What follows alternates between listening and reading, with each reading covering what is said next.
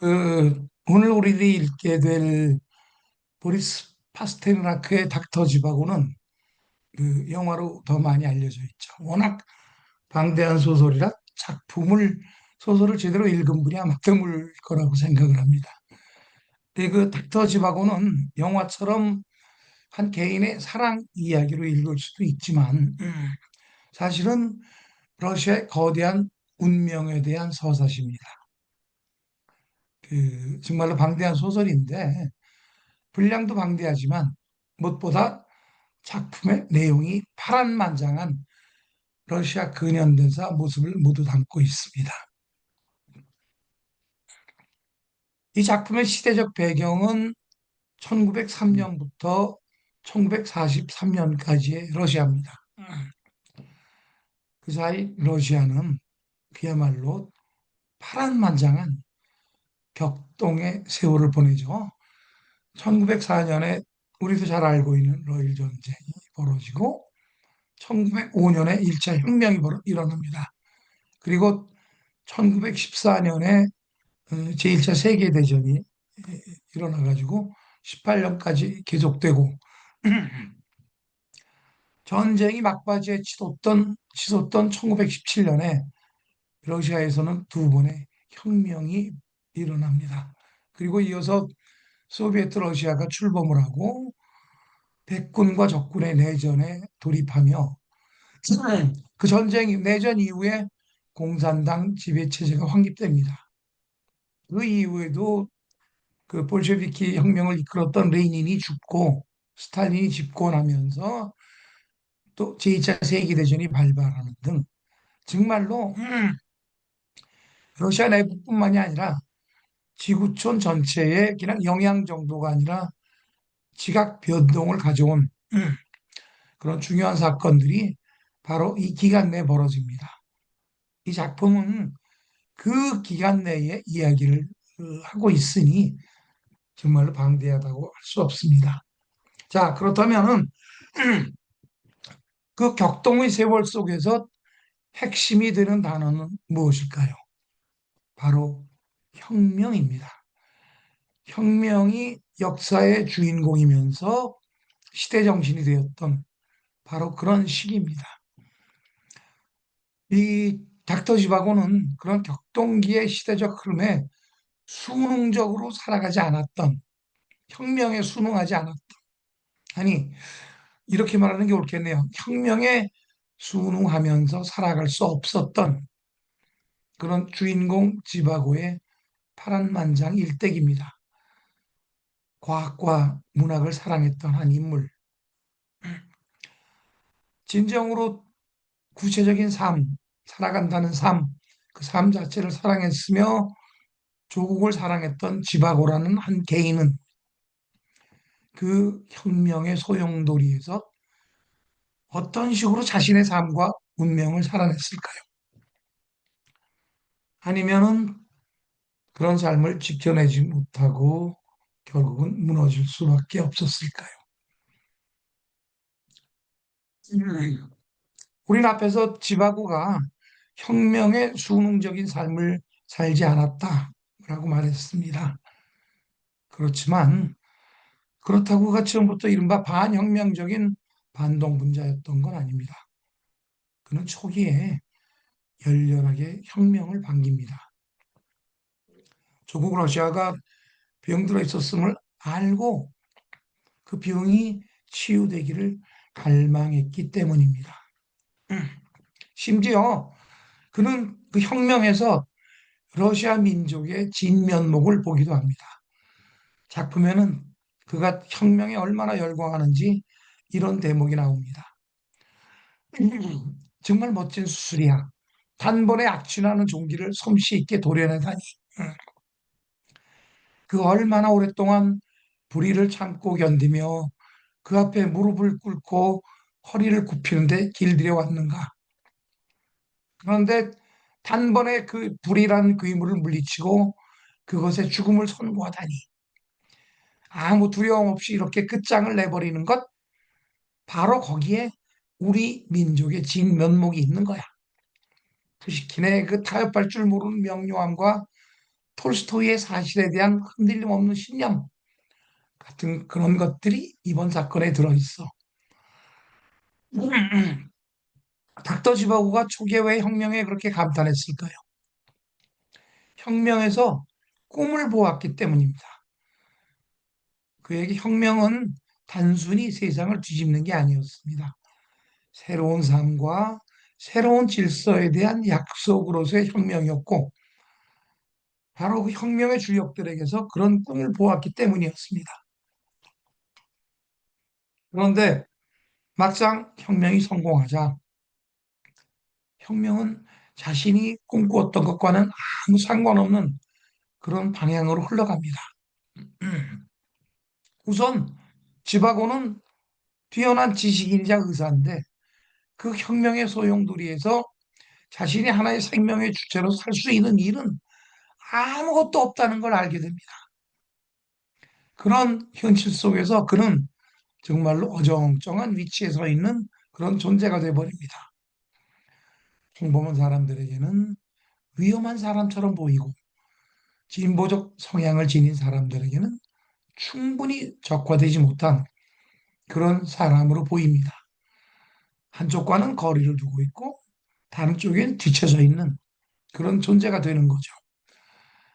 마치 색깔이 분명치 않은 회색인처럼 회색인이 되어버린 겁니다.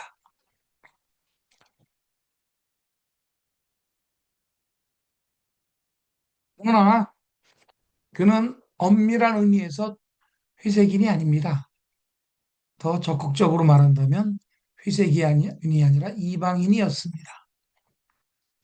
그가 혁명에 동조하지 않게 된 건 그가 세상 변화를 원치 않는 보수적인 사람이었기 때문이 아닙니다. 그럼 왜 그렇게 됐냐? 그 무엇보다 삶을 사랑했기 때문입니다. 그런데 혁명이 그 삶을 무너뜨립니다. 삶 대신에 과장된 구호가 만연합니다.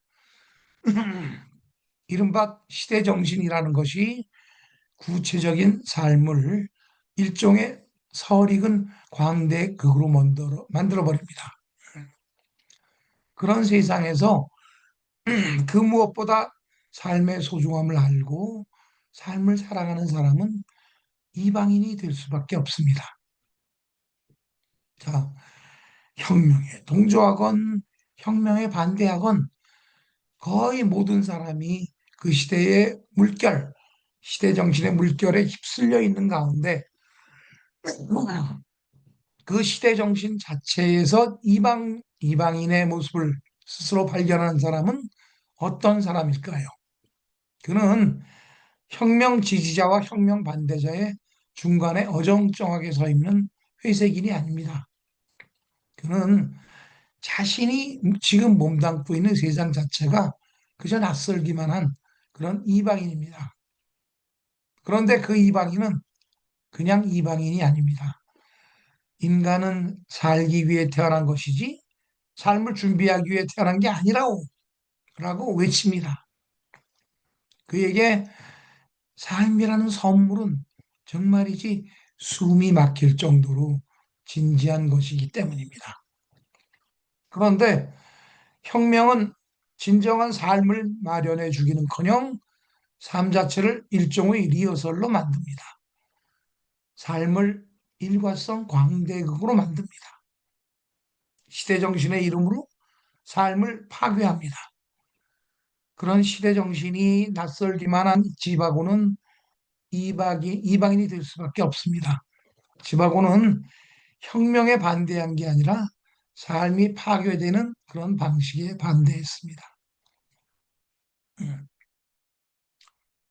스스로 이방인이 된 지바고는 모든 사람이 휩쓸려 있는 이른바 시대정신에 맞서서 너희들은 삶이 어떤 것인지 생명이 어떤 것인지 모르고 있어 라고 외치는 것만 같습니다.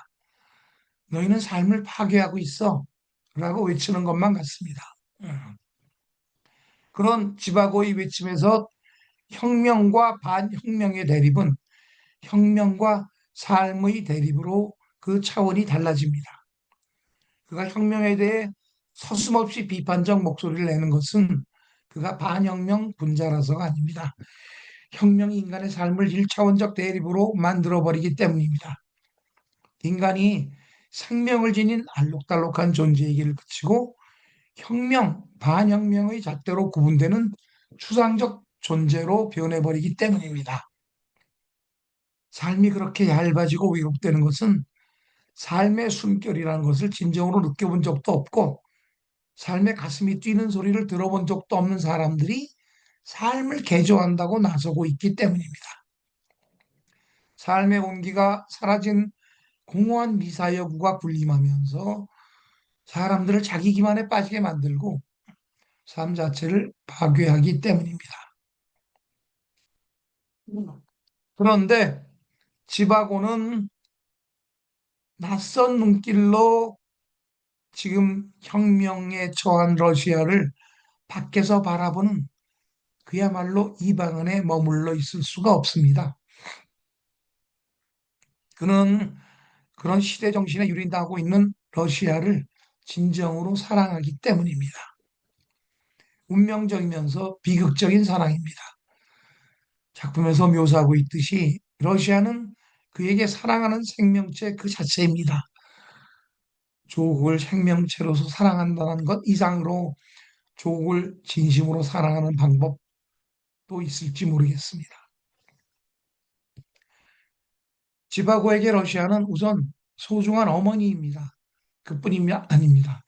러시아는 순환자이며 고집불통이고 해프고 정신 나갔으며 무책임하면서 동시에 찬양을 받는 곳입니다. 영원히 빛을 발하면서도 비참한 재난과 예측 불가능한 모험으로 가득 찬 곳입니다. 지바고는 삶 자체, 존재 자체를 사랑하듯이 러시아를 사랑합니다. 그런데 여기서 중요한 인물이 등장합니다. 바로 러시아가 사랑했던 여자 라라입니다. 그런데 바로 그 라라는 러시아를 상징하는 인물입니다. 작품에서 묘사하고 있듯이 라라는 바로 삶을 대표하는 존재이고 그 표현이기도 합니다.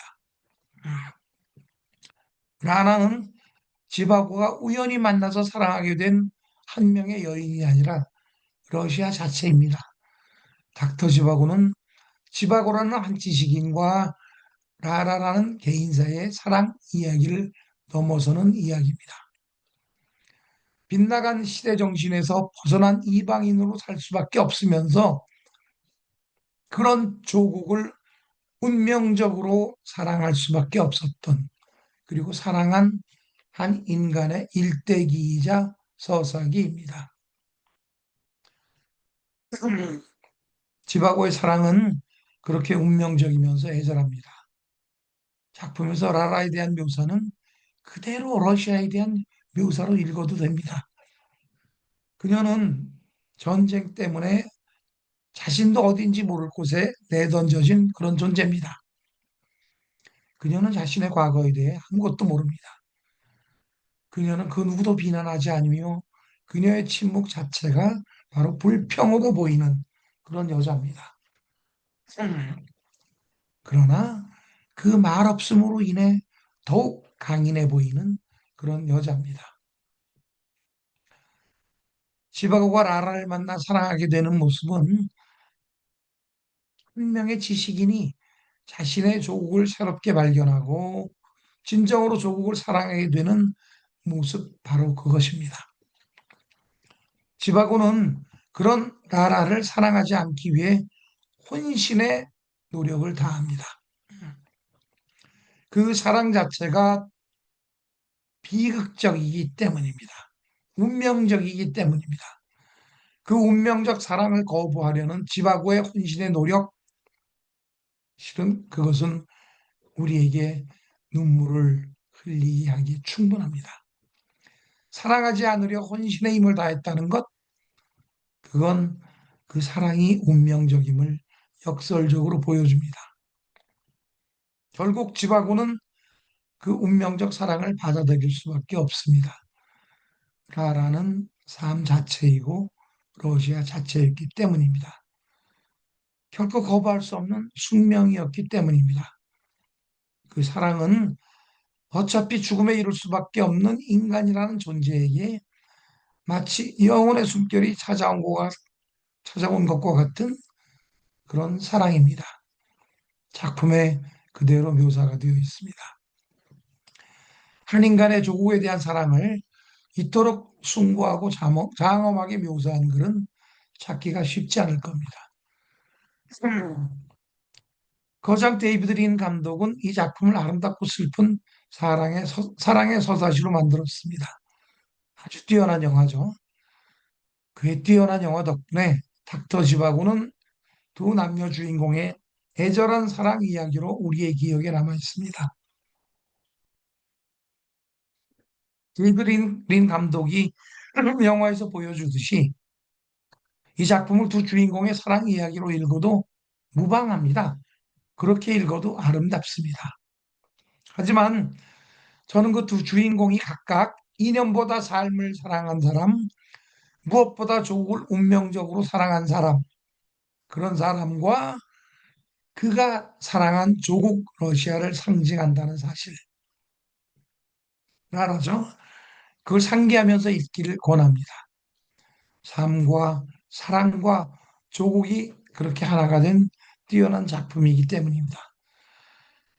이 작품의 1부와 2부가 각각 1950년 스탈린 치하와 1955년 후르쇼프 치하에서 완성됩니다. 하지만 정말 오랫동안 금서로 남아있다가 1988년에 이르러서야 고르바초프의 이르러서야 해금되었다는 사실이 아주 역설적입니다. 러시아를 그토록 사랑했던 작가의 작품이 그가 사랑한 러시아에서 오랫동안 금서였으니 정말 역설적이라 아니할 수 없습니다. 아마 전제 정치 아래에서는 사랑이 금기인지도 모르겠습니다. 사랑은 가장 자연스러운 인간의 본성과 본능이니까요. 어쩌면 전제 정치가 가장 두려워하는 것은 인간의 자연스러운 본능, 사랑, 그것인지도 모르겠습니다. 자, 이만 마치겠습니다. 감사합니다.